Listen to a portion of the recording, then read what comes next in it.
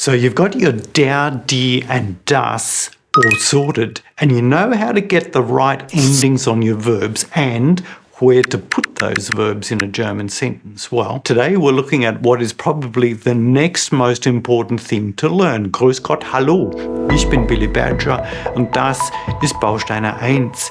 Herzlich willkommen. Well, if you've been watching this channel for a while, then you know that we like to think about a German sentence as a series of elements. So in a standard sentence, we often start off with a subject, followed by a verb.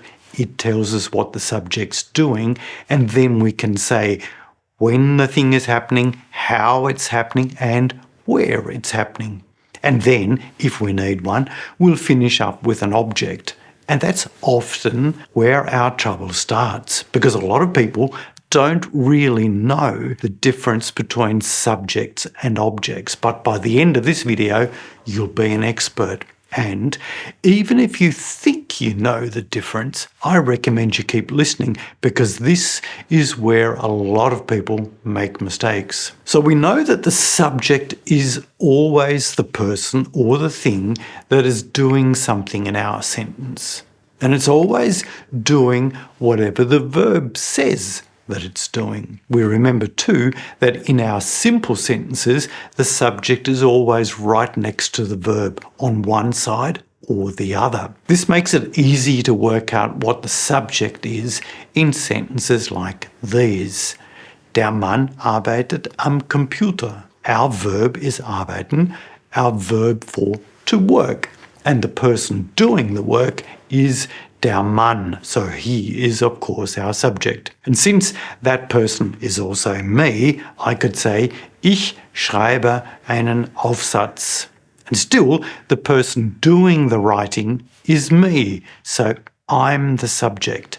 Easy enough. But where it gets a little bit more complicated is when we have sentences like these. Das Boot ist ein Fischkutter. Das Haus ist ein Hotel.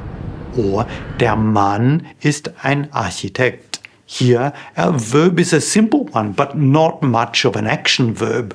It's the verb sein, the verb to be, which can take lots of different forms, as you can see here. And here, again, you might easily guess that the boat or the building or the man are the subjects in our sentences, and you'd be right. But if I asked you what the objects are, you might say, it's easy, it's the fishing boat, the hotel, and the architect. But this is where we'd be wrong. There is no object in any of these sentences because we're talking about the same thing twice in each sentence. The boat is a fishing boat, the building is a hotel, and the man is an architect.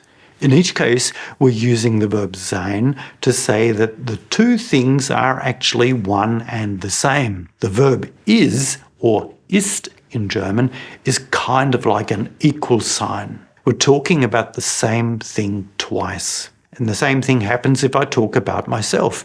Ich bin ein Läufer, I'm a runner, or ich bin ein Musiker, I am a musician. Here we're not talking about two different people, it's me in both cases. So it's important to remember that if we're using the verb sein, there won't be an object in our sentences. But let's look at some examples where we do have an object. Ich kaufe Gemüse. Ich höre Musik. Ich trinke Wasser. So here you can probably guess what the objects are, the vegetables, the music and the water, and this time of course you'd be right. These are fairly straightforward examples. I can ask, what am I buying? What am I listening to? What am I drinking? And each time our sentence gives us an answer. Well, let's look at some other examples where it's maybe not so straightforward. Sie laufen am Wochenende an der Küste. Our verb tells us what action is taking place, some running. That's our verb laufen. And right next to the verb is the pronoun sie. So we know that they are the subjects. Okay, so what's the object? I'll get you to decide. Here are your options. We've got three of them. The weekend, or the coast, or maybe both? Oh, and I'll give you a none of the above option too. What do you think? Well, the answer is none of the above, assuming, of course, that we're talking about the direct object. Let me show you what I mean. Here's how we find the direct object. We start off with the question, what's happening? And the verb tells us that. It's running. Who's doing the running? Well, we know this already. It's they. They are running. Sie in this case. So we've got our subject. The direct object is also easy to find. We just ask the question, what are they running? Well, there's no answer to this question. None of the information in the sentence tells us what they are running. And you might even think it sounds like a silly question. Like in this example, der Mann schläft jetzt in einem neuen Bett. Schlafen, or to sleep, is our verb. Then we ask, who's sleeping? This is also easy. It's the man. This is the subject, and it's right next to the verb where we'd expect to find it. What about the direct object? As always, we can find this by asking the question, what is he sleeping? And now we've got to be careful here. You're not asking what is he sleeping in or what is he sleeping on. You're just asking what is he sleeping. Now, if this sounds like a silly question or there isn't an answer to it, then there is no direct object. So here are some examples and see if you can pick out the subject and the direct object. Ich sehe ein großes Wombat auf der Insel. Der Mann spielt Saxophon auf dem Kulturfest. Unsere Tochter liest in der Sonne ein Buch auf Englisch. Im Spiegel sehe ich meine Tochter. Sie fährt mit dem Auto nach Hobart. Okay, how did you go? Well, in all but one sentence, there was a direct object. Looking at all of the sentences, we've got the wombat, the saxophone, the book, my daughter, and in the final sentence, there was no direct object. Let's see why. In our first sentence, we can ask, what do I see? The answer is clearly the wombat. This is our direct object. In the next sentence, I need to ask, what does the man play? Saxophone is our answer, so this is our direct object. In the next sentence, I'll ask, what do I see? The answer is my daughter, so she is the direct object. In the last sentence, the action is described by the verb, this is driving. Our subject is doing the driving, sie, that's the woman, and we can find the direct object if we answer the question, what is she driving?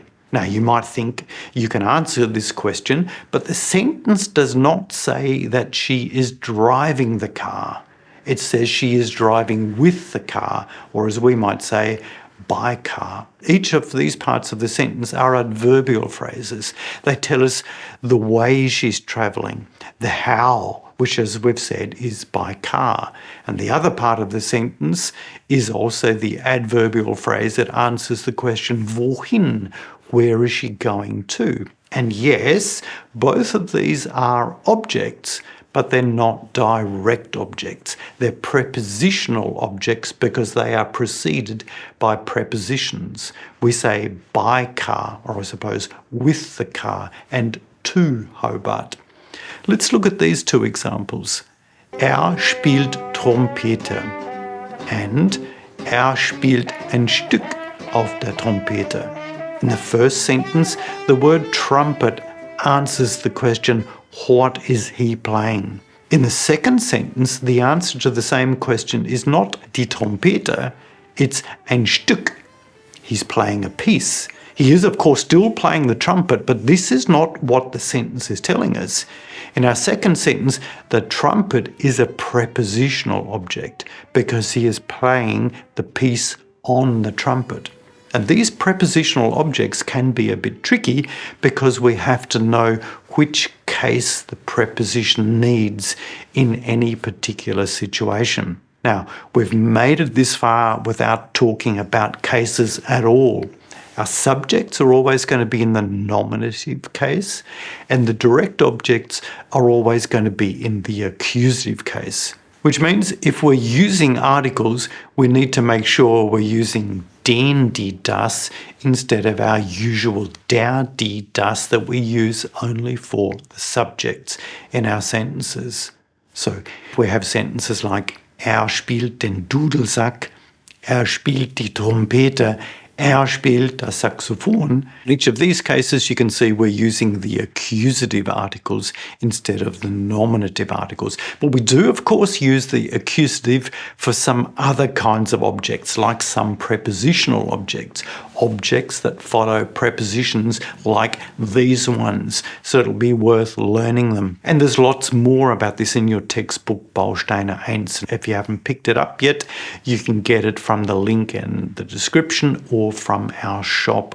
I'd recommend you watch this video next to learn more about subjects and objects, and don't forget to check out chapter 6 of Bausteine 1, and I'll see you in the next video. Danke fürs Zuschauen, bis zum nächsten Mal, auf Wiedersehen und tschüss.